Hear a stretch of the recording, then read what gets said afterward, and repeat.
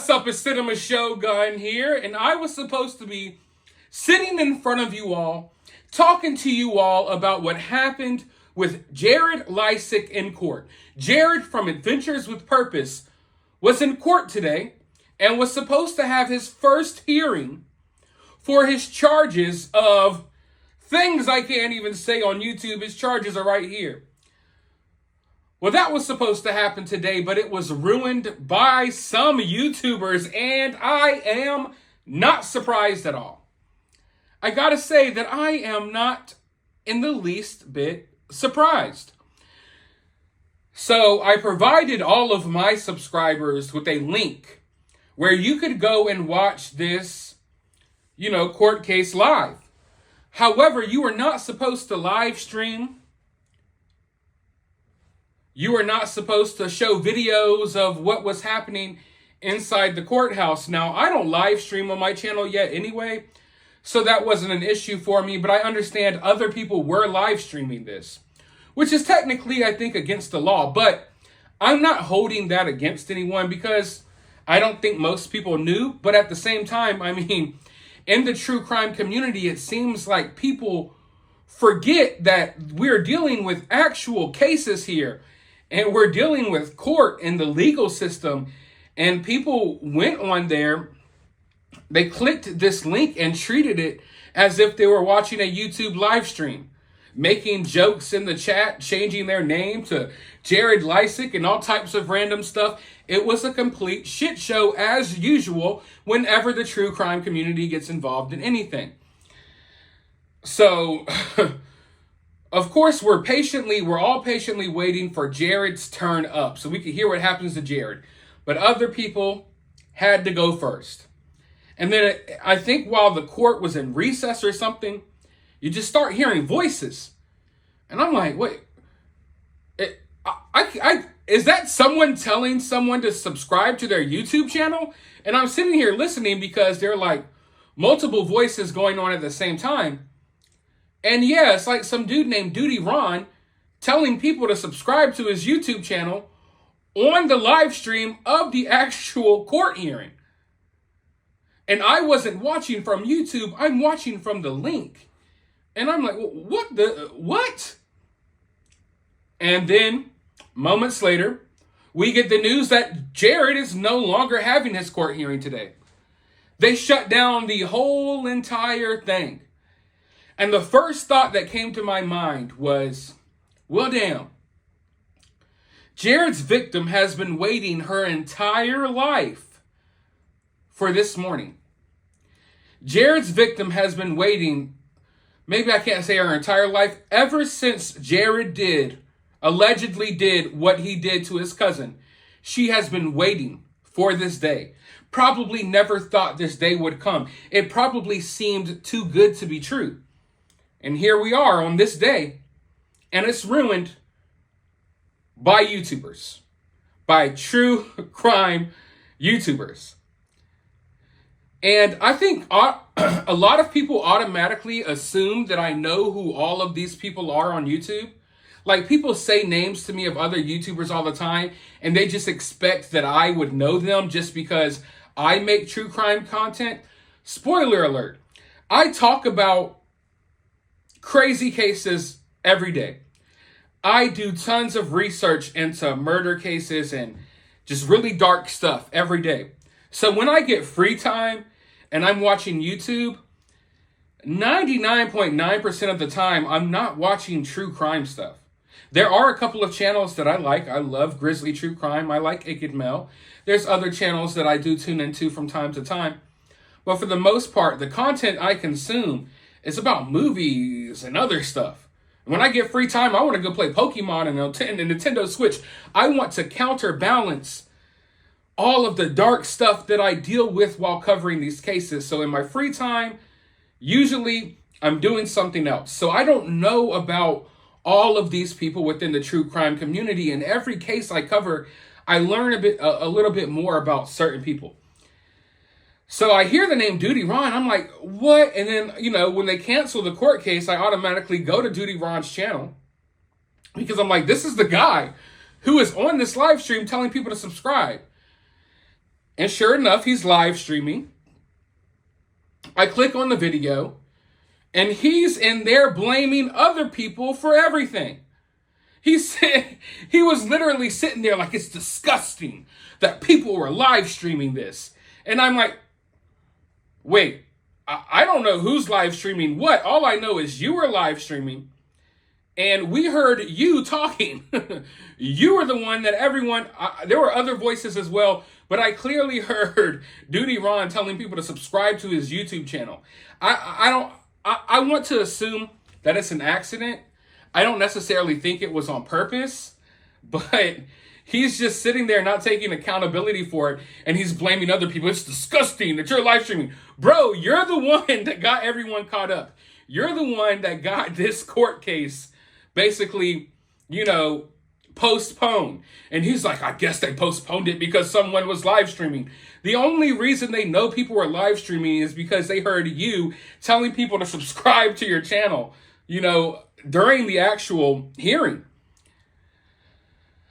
So, oh man. And I see he's like, what, NYPD officer or ex-detective or something. And that brings me back to a point that I've made before on YouTube. What happened? When did we get to this point where everyone on YouTube has to be this or that? Like, it's like, oh, I'm a body language expert. I'm an ex-detective. I'm ex-FBI. I'm a lawyer.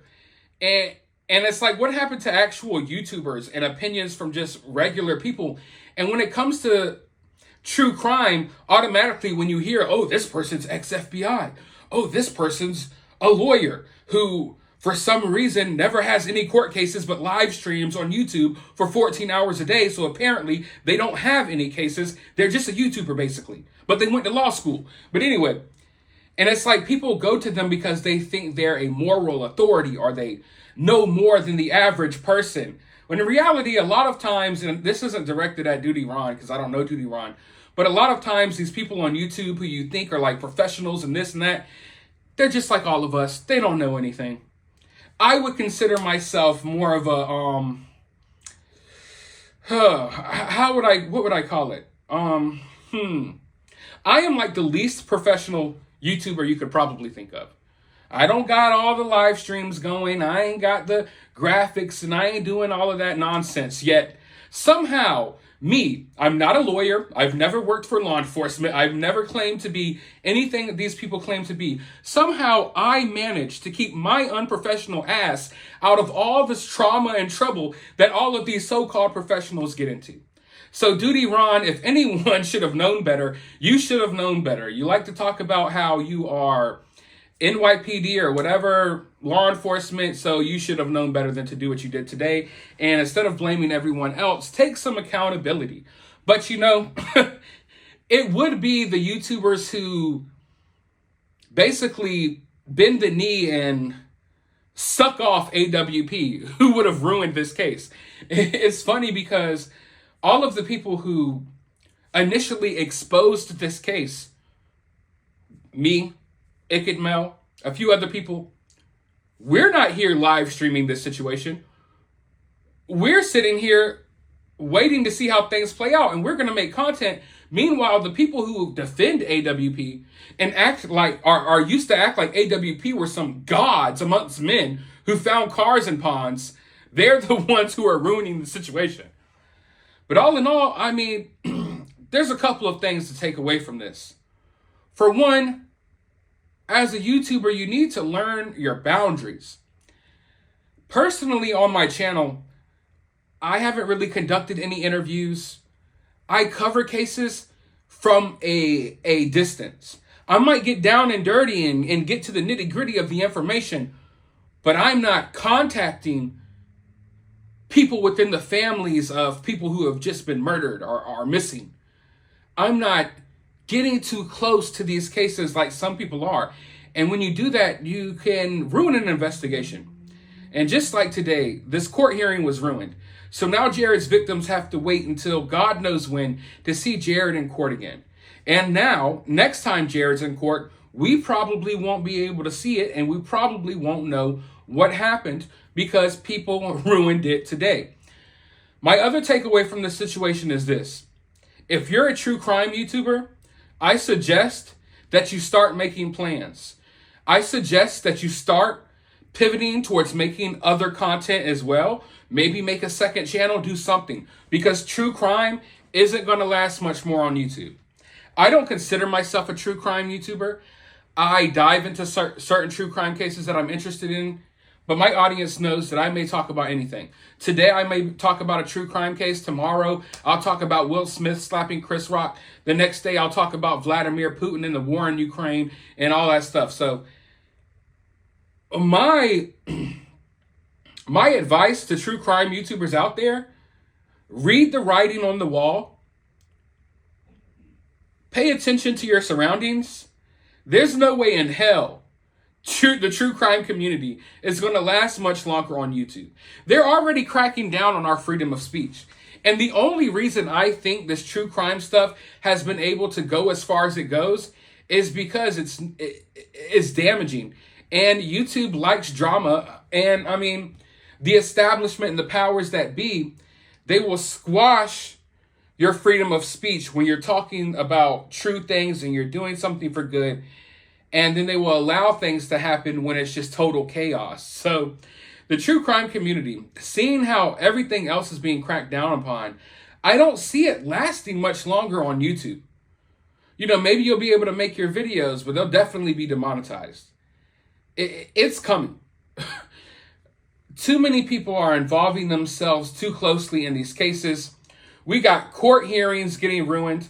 We got lives getting threatened. We got states and cities passing new laws just to keep people from the true crime community away from actual cases or away from the homes of people who are involved in, you know, someone being missing or murdered or what have you. This true crime stuff is not going to last much longer. Just within the past, 3 or 4 months, think of everything we've seen. From the Kylie Rodney case until now, think about all the stuff that we've seen. Do you think this is going to be allowed to just last much longer? And that's why I try to warn people. Like, I'm all for doing whatever the hell you want to do, saying what you want to say, speculating how you want to speculate. But there's certain things that you got to not do because you're giving everyone a bad name. And really what's going to happen is like back in elementary school. When everyone's excited to go play on the playground and that one person does something stupid and ruins it for everybody, that's what's happening in the true crime community.